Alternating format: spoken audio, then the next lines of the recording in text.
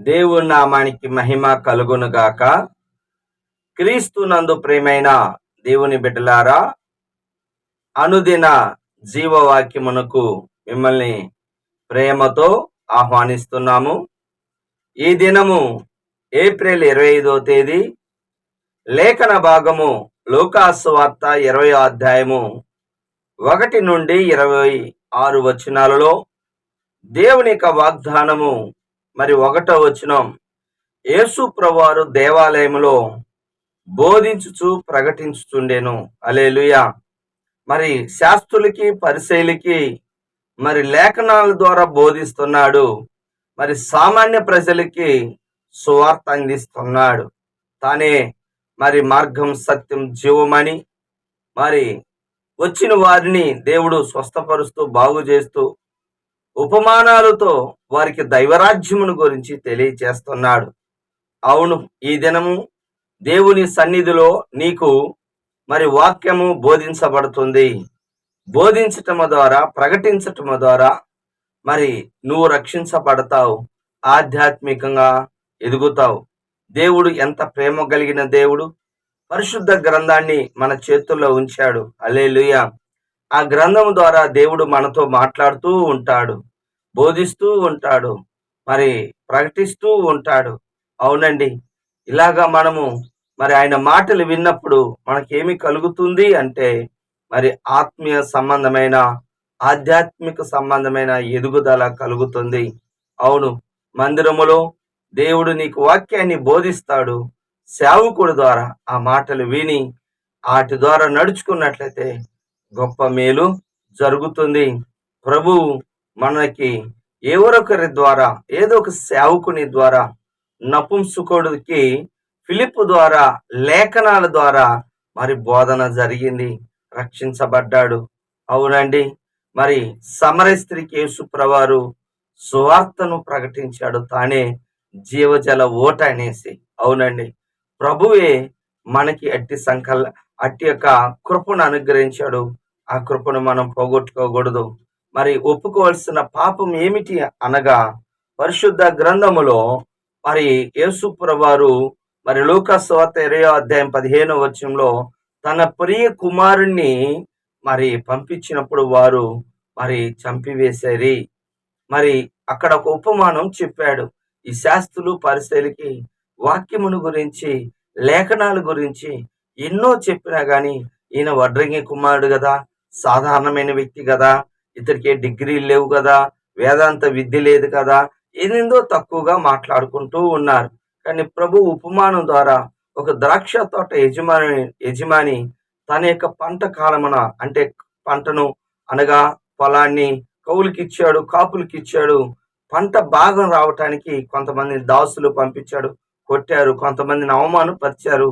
చివరిగా తన ప్రియ కుమారుని పంపించారు. వారు ఇతడు వారసుడు, ఇతరుని చంపి మనము స్వాస్థ్యాన్ని పొందుకోవచ్చు అనుకుంటున్నారు. మరి అదే యేసు ప్రభువారి గురించి అండి. కానీ యేసు ప్రభువారు మరణించి తిరిగి లేచిన తర్వాత ఆ ద్రాక్ష తోట యజమానుడి మరి ఆ కాపులు ఇవ్వనప్పుడు, పంట కాలమున సమయంలో ఇవ్వనప్పుడు వారందరినీ మరి సంహరించాడు. గుర్తుపెట్టుకోండి, ఈ భూమి మీద ఉన్నప్పుడు నువ్వు తప్పించుకోవచ్చునేమో, కానీ ఈ లోకాన్ని విడిచిన తర్వాత ప్రభు అడుగుతున్న మాట, నువ్వెందుకు రక్షించబడలేదు అనేసి, మరి ఎందుకు నువ్వు త్రోసివేశావు అని అడుగుతాడు. నిజము, ఉగ్రత తప్పించుకోవాలంటే నమ్మి బాప్తిసం పొందినవాడు రక్షించబడును. వాక్యము సత్యమని నమ్మండి. ఎన్నో వేల మంది పేతురు ప్రసంగాన్ని విన్నారు, 3000 మంది వాక్యాన్ని అంగీకరించారు, బాప్తిసం తీసుకున్నారు. అలాగా ఎవరైతే బాప్తిసం తీసుకోకపోతే బాప్తిసం తీసుకోండి. అలాగనే చివరిగా ఆగిన యేసు ప్రభువారిని అనేక మంది అనేక రకాలుగా చిక్కులు పెట్టాలని చిక్కు ప్రశ్నలు వేసేవారు. కైసరికి పన్ను ఇవ్వటం న్యాయమా, న్యాయము కాదా అనేసి మరి ఇవ్వండి అని చెప్తే మరి వ్యతిరేకంగా ఉంటుంది యూదులకి. ఇవ్వద్దు అంటే తిరుగుబాటు చేస్తున్నాడు అంటారు.